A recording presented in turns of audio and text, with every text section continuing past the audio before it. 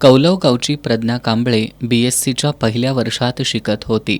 पदवी शिक्षणासह स्पर्धा परीक्षांचा अभ्यास करत आईवडिलांचं स्वप्न साकार करण्यासाठी धडपडणाऱ्या प्रज्ञासह तिच्या घरच्यांच्या स्वप्नांचा चक्काचूर झालाय. हुल्लडबाजीचा बळी ठरलेल्या प्रज्ञाच्या जाण्याच्या धक्क्यातून तिच्या घरचे आणि मैत्रिणी अजूनही सावरलेल्या नाहीत. असं झालं आणि त्याला कठोर शिक्षा लवकरात लवकर कारवाई व्हायला पाहिजे. कठोर व्हायला पाहिजे शिक्षा द्यायला. कारण की त्यांच्या हुल्लडबाजीमुळे आम्हाला आमची मैत्रीण गमवावी लागली आहे. या आधी कधी त्या मुलाने हुल्लडबाजीपणा अशी मुलं नाहीत. शिकणारेच कमी आणि न शिकणारेच जास्त अशी हुल्लडबाजी करा येणारी भरपूर मुलं आहेत तिथं. त्यांच्यावर लवकर कारवाई झाली पाहिजे. महिलांसाठी किंवा मुली नाही वाटत आता इथं झालं फक्त तरी अजिबात जायचीच भीती वाटते कॉलेजला. आता आमच्या समोर असा प्रश्न उपस्थित झाला की आम्ही परत पुढे कॉलेजला जायचं की नाही, शिकायचं का नाही आम्ही. आणि जिथं मुली सुरक्षित नाही तिथं कॉलेज तरी काय. जास्त असतात आजूबाजूच्या परिसरातील ढीग असतात. खाजगी बसेस घेता येत नाही. एखादी बस असत्या खरं ती लोकल सारखी असतात. त्यात आजूबाजूची सगळी असतात बसायला. ती कॉलेज बस नसती आणि असली तरी थांबवत नाहीत विद्यार्थ्यांसाठी. कौलव मध्ये तर आतापर्यंत बस ती थांबलीच नाही. निर्भय पत्रकाचं काय निर्भय पत्रक फक्त बोलते येऊन जाते, फक्त काय कामाचं नाही आहे. कागदावर आहे, कागदासाठी नुसतं ते 2 दिवस आलं, तिसऱ्या दिवशी बसून ते बघायलाच नाही तिने. आपल्यासारखी इतर कुणावर येऊ नये यासाठी हुल्लडबाजांवर कारवाई करावी, तसंच कॉलेज प्रशासनानं सुद्धा उपाययोजना कराव्यात अशी मागणी प्रज्ञाचे नातेवाईक करतायत. की मी प्रत्यक्षात तिला ज्यावेळी बघितले त्यावेळी तिच्या अंगावरती व्यवस्थित म्हणजे कपडे सुद्धा जी फाटले आणि तिच्या अंगावरती उरण उठलेलं होतं. की खरोखरच मला ते बघितल्यानंतर मला असंही वाटलं, कारण माझी बहीण अशा अवस्थेत मी पहिल्यांदाच बघितली. मला खरोखर ते आवडलं नाही. माझ्या बहिणीच्या अशा अवस्था होईल मला खरोखर असं वाटतं की ती जी कोण जी गाडी चालक होती त्यांच्यावर कारवाई होणं खरोखरच बंधनकारक आहे. आणि अशांना पोलीस प्रशासनाच्या मार्फत त्यांना कठोरात कठोर शिक्षा व्हावी आणि त्यांना खरोखरच इथून पुढं असे प्रकार होणार नाही यासाठी त्यांना चांगल्या प्रकारची अद्दल घडवून त्यांना जास्तीत जास्त प्रमाणात शिक्षा व्हावी हीच माझ्या कुटुंबामार्फत पोलीस प्रशासनाला कळकळीची विनंती आहे.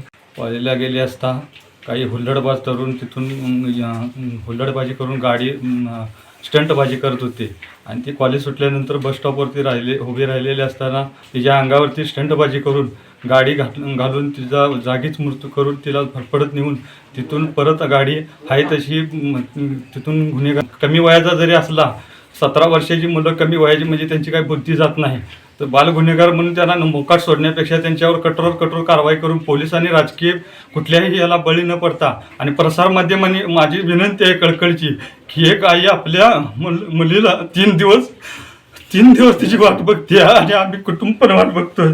तर प्रसारमाध्यमांनी विषय हातात घेऊन प्रत्येक मुलीला न्याय मिळावा आणि आम्हाला या गुन्हेगारांना भिंड काढून यांची आमच्या पुढ्यात प्रत्येक एकही गुन्हेगार चुकता कामा नाही. ह्याच्यामध्ये कोण CCTV कॉलेजचे जेवढे आहेत तेवढे तपासलं पाहिजे. तिथून या घटनेनंतर भोगावती महाविद्यालयाच्या शिस्तीचा विषय चर्चेत आलाय. आमचे प्रतिनिधी नामदेव कुसाळे यांनी भोगावती शिक्षण प्रसारक मंडळाचे उपाध्यक्ष मोहन पाटील यांच्याशी संपर्क साधला असता त्यांनी शिक्षण प्रसारक मंडळाच्या न्यायालयीन वादाच्या काळात महाविद्यालयाची शिस्त बिघडली होती अशी कबुली देत आता गेल्या 5 महिन्यांपासून शिस्त लावण्याचा प्रयत्न सुरू असतानाच ही दुर्घटना घडणं हा शिक्षण प्रसारक मंडळासाठी धक्का असल्याचं सांगितलं. आणि गेले आम्ही विश्वस्त म्हणून गेले 4 ते 5 महिने कॉलेजच्या प्रशासनासाठी आम्ही विश्वस्त म्हणून आलो आहे. आणि इथून पुढचं जे कॉलेजचे प्रशासनाची जी भूमिका आहे विद्यार्थ्यांच्या सुरक्षिततेसाठी आणि विद्यार्थ्यांच्या सुरक्षेसाठी आम्ही पूर्णपणे कार्यरत राहू. कारण आता आम्ही आल्यापासून मला ते कॉलेजचे बऱ्यापैकी डेव्हलपमेंट केले आणि सध्या कॉलेजचे जे जुनियर लोक आहेत त्या सगळ्यांना आम्ही आयडेंटिटी वगैरे देऊन ड्रेस कोड वगैरे करण्याची जबाबदारी आम्ही घेत आहोत. तसेच हा जो परिसर आहे इथून पोलीस आउटपोस्ट मला वाटते पोलीस स्टेशन 20 ते 30 किलोमीटरवर आहे दोन्ही बाजूला. तर आमची प्रशासनाकडे मागणी आहे की एक पोलीस आउटपोस्ट व्हावं कुरुकली किंवा परिधीच्या जवळपास, म्हणजे आपल्या प्रशासनाला विद्यार्थ्यांच्या सुरक्षेसाठी ठोस पावलं उचलता येतील. तसेच STच्या फेऱ्यासुद्धा आम्ही अलीकडेच राधानगरी डेपो असेल किंवा कोल्हापूर आज आम्ही DC कोल्हापूर यांना भेटून STच्या फेऱ्या वाढवण्यासाठी विनंती केलेली आहे. कारण आतासुद्धा वाढवलेले आहे. मुलींच्या सुरक्षिततेची आम्ही बरोबर प्रशासनाच्या वतीने गंभीर आहे, कारण आम्ही त्यांची सुरक्षिततेची हमी घेतो.